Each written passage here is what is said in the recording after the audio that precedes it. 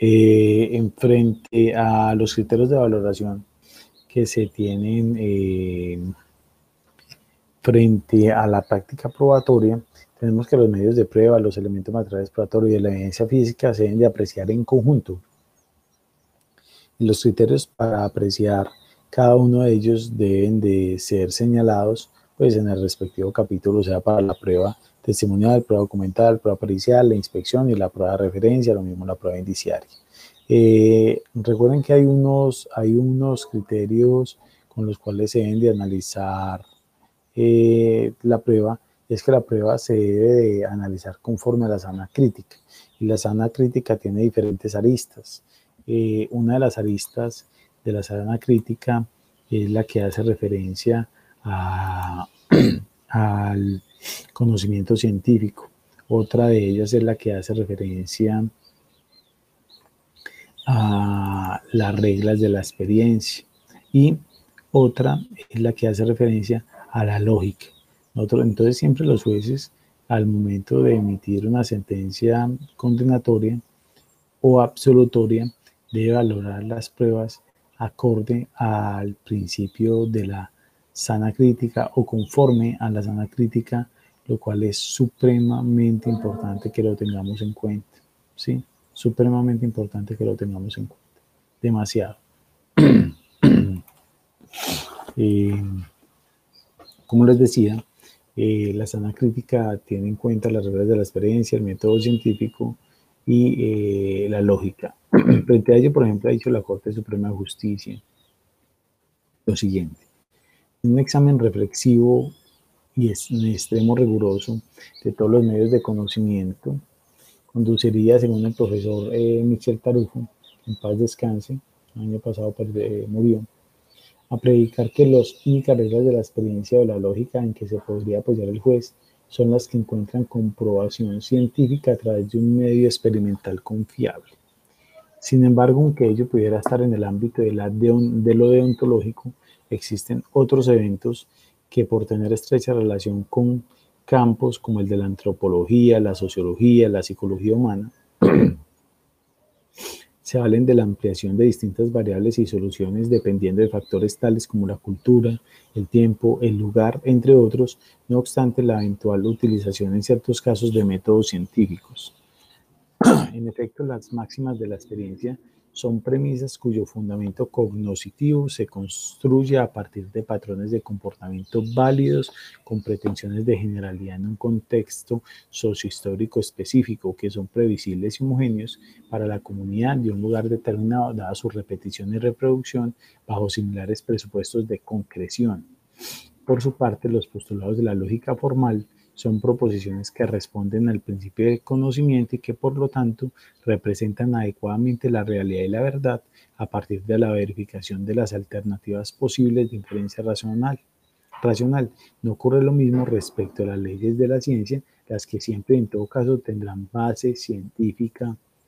comprobable. Esto es muy importante que lo tengamos en cuenta, porque al momento de yo realizar una valoración respecto a la prueba testimonial o a la prueba de corroboración presentada en la audiencia de juicio oral, tengo que tener en cuenta que se debe hacer una interpretación conforme a los postulados de la sana crítica, y recordemos que los postulados de la sana crítica hacen referencia a la lógica, a las reglas de la experiencia y de igual manera al método científico. Para complementar esto, Suprema de Justicia también, en radicado 48.359 de 2020, ha dicho que, abro paréntesis, es de su esencia que se refieran a fenómenos cotidianos cuando hablamos de la lógica de las reglas de la experiencia, pues frente a los que no tienen esta característica no es factible, por razones obvias, constatar que siempre o casi siempre ante una situación A se presenta un fenómeno B, al punto que sea posible extraer una regla general y una abstracta que permita explicar eventos semejantes. De ahí que un error frecuente por demás consista en tratar de estructurar máximas de la experiencia frente a fenómenos esporádicos o frente a aquellos que no son observables en la cotidianidad en un determinado entorno sociocultural. Cuando el proceso inferencial puede hacerse a partir de una máxima de la experiencia. Esto es muy importante porque para yo poder construir un indicio, debo de partir de un hecho indicador y debo de tener en cuenta una regla de la experiencia. Entonces, si yo solo tengo el hecho indicador, pero no logro constituir una regla de la experiencia referente a ese hecho indicador, no puedo terminar de establecer una prueba indiciaria, ¿sí?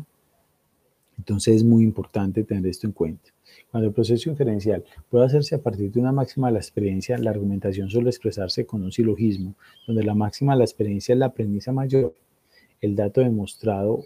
otrora llamado hecho indicador, constituye la premisa menor y la síntesis dará lugar a la respectiva conclusión, que es lo que determina el indicio, ¿sí? Así, por ejemplo, si no existe prueba directa de que varias personas acordaron previamente realizar una conducta punible, que es un elemento estructural de la coautoría, pero se tiene el dato de que actuaron coordinadamente, el dato desconocido, esto es el acuerdo previo, puede inferirse razonablemente a partir del dato conocido, esto es, actuaron coordinadamente, a partir de un enunciado general y abstracto que puede extraerse de la observación cotidiana y repetida de fenómenos que podría expresarse así.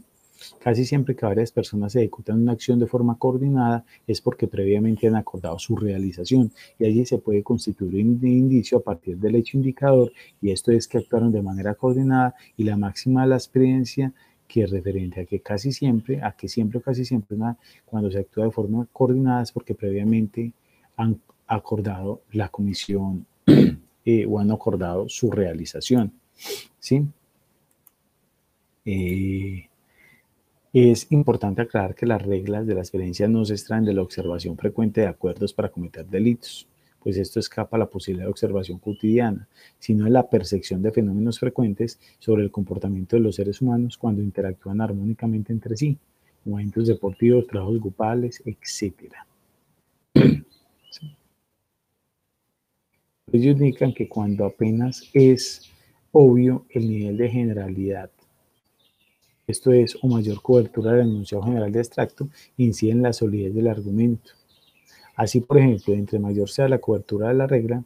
casi siempre que los seres humanos actúan coordinadamente es porque previamente han acordado realizar la acción conjunta, mayor será la fuerza del argumento estructurado a partir del dato de que varias personas actuaron coordinadamente. Claro está, bajo el entendido de que no está demostrado. Esto para hacer un poquito referencia a la forma en la cual se deben de interpretar las pruebas y también cómo se puede construir un indicio que más adelante volveré a abordar. Esto frente a los criterios de valoración. Volviendo al tema, recuerden que el conocimiento para condonar es más allá de toda duda razonable.